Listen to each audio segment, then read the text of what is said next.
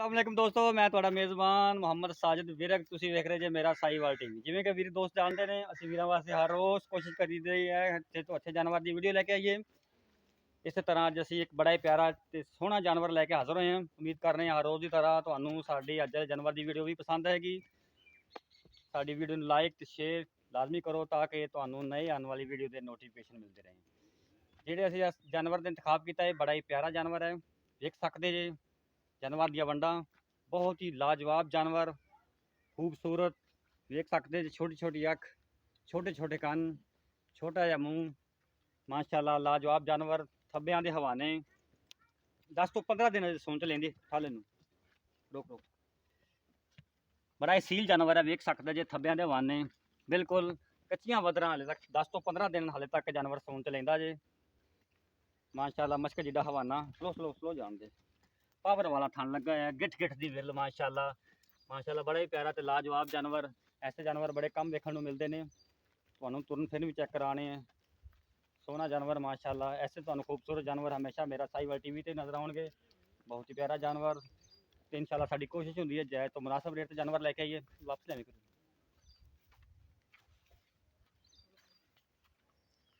सब कुछ तुहाडे कैमरे की नज़र के सामने, कोई चीज़ भी तुहाडे तो ओझल नहीं। तुहानूं तुरन फिर भी चेक कराता। बाकी गल्लां बातां आप भाई वसीम ना करते हैं, जो हिसाब किताब उहदे नाल करते हैं। आओ भाईजान सामने आओ जरा।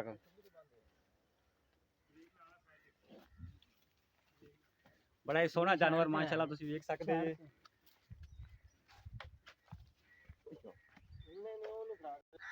जानवर तुसीं वेख लिया।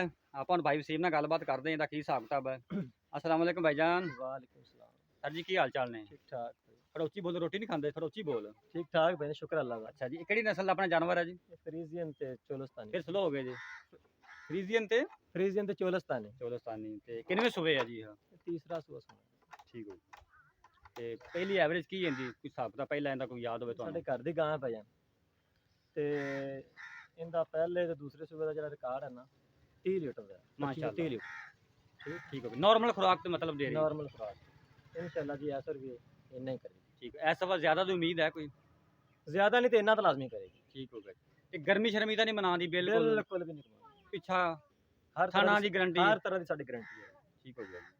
तो हुण आपां मुल की करना? मुल बिल्कुल जायज़ मुनासिब। जानवर तुहाडा सोहना है, सोहना जिहा मुल करिया जे, देण लैण वाली गल करिया जे। इंदा भाईजान आपां 3,30,000 रुपया मुल 3,30,000? 3,30,000 तो कोई रियायत, कोई 20 भरा खरीदण आंदा तो कोई रियायत होगी? थोड़ी बहुत गुंजाइश कट ला। थोड़ी बहुत थोड़ी प्यार मुहब्बत का मतलब होगा। ठीक हो गई। तुसीं मुल सुन लिया। 3,30,000 भाई वसीम ने रेट किया। आंदे ने कोई अगर 20 भरा आंदा है तो रियायत कुछ हो जाएगी, कोई प्यार मुहब्बत हो जाएगा। कोई भी वीर भरा खरीदना चाहता है, साडा WhatsApp नंबर नोट कर लो 0322 70 87 633 0322 70 87 633। उम्मीद करने हर रोज़ की तरह तुहानूं साडी अज वाली वीडियो भी पसंद आएगी ते कल एक होर नवीं वीडियो दे नाल हाज़र होवांगे। उदों तक सानूं दिओ इजाज़त। रब रखा।